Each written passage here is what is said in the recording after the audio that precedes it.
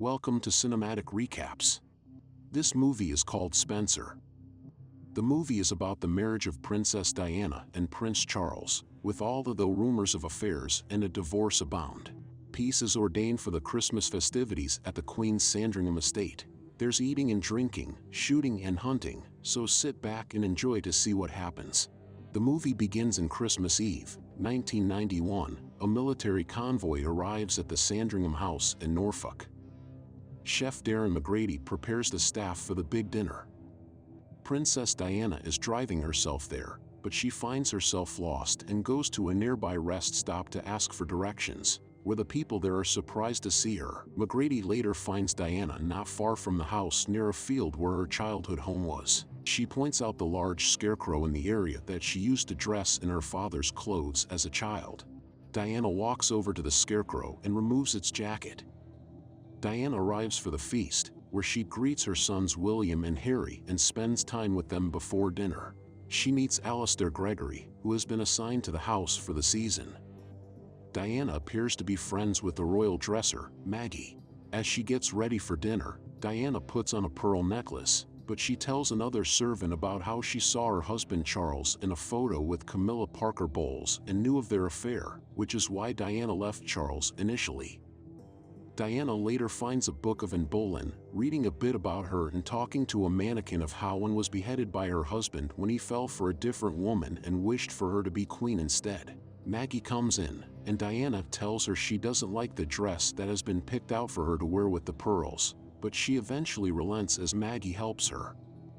Diana sits for the dinner, where Charles and Queen Elizabeth are among those in attendance. Diana envisions the ghost of Anne Boleyn sitting there as well. She starts to imagine herself ripping off the necklace, with the pearls dropping into the soup, and Diana continuing to eat the soup with the pearls inside. She eventually retreats to the bathroom and makes herself vomit. Diana later goes into the kitchen where she sneaks herself some treats. Gregory finds her, and when she asks him what his position is, he tells her he is an equerry for the Queen. He notes that someone observed Diana dressing and undressing by a window with the curtains open, and he notes that a photographer could have spotted her due to the attention she brings to herself, but she is annoyed by his comments.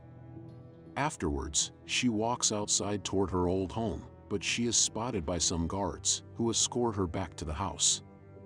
When she returns, she wakes up William and Harry to play a game with them. On Christmas morning, Diana finds that a new dresser has been assigned to her since Gregory apparently had Maggie sent back to London. Because she is more comfortable with Maggie, Diana tells the dresser that prefers to only see Maggie and that she can dress herself. She later joins the family for breakfast, where Charles makes snide remarks about Diana purging her food. Diana joins the family for a service at St. Mary Magdalene Church. Following the service, Diana spots Camilla being there, in addition to all the photographers. She becomes uncomfortable with all of them snapping photos of her. Gregory and other servants later comment on how Diana is wearing the wrong attire for the day. Diana reads more of the Anne Boleyn book and continues to see Anne's ghost haunting her.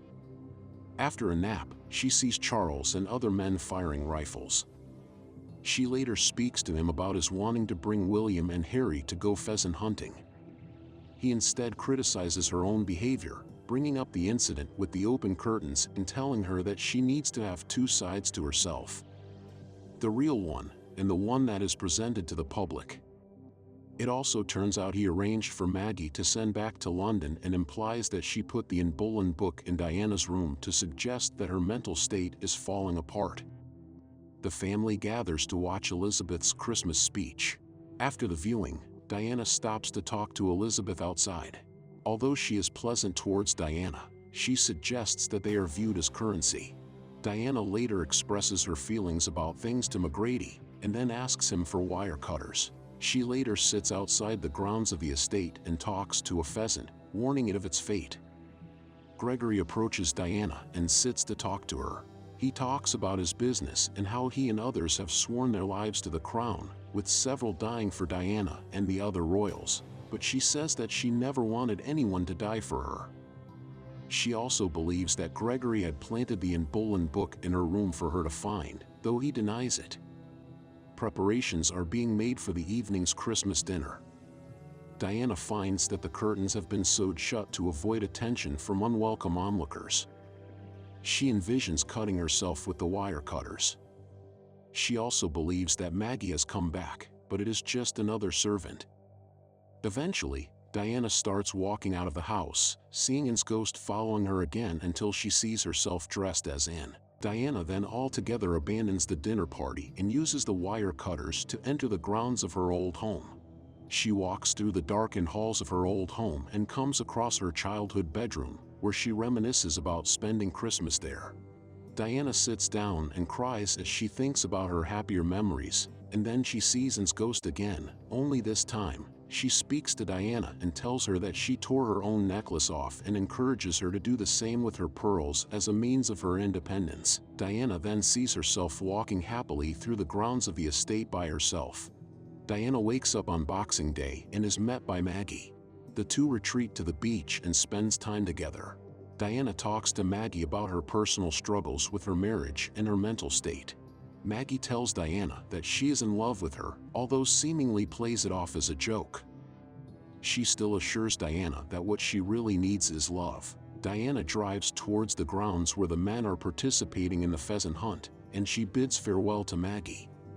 She walks towards the men and their rifles, mimicking the pheasant's movements. She calls out to William and Harry and tells Charles that she will be taking them away. Charles hesitates but ultimately agrees to let them go with her. Diana says goodbye to McGrady and Maggie before driving away. We also see Gregory returning the Anne Boleyn book to the library. Diana takes the boys to get KFC and uses her surname Spencer for the order. They then enjoy the afternoon by the River Thames, where Diana looks to the water and mulls over an uncertain, and that is the end of this movie. I hope you enjoyed it.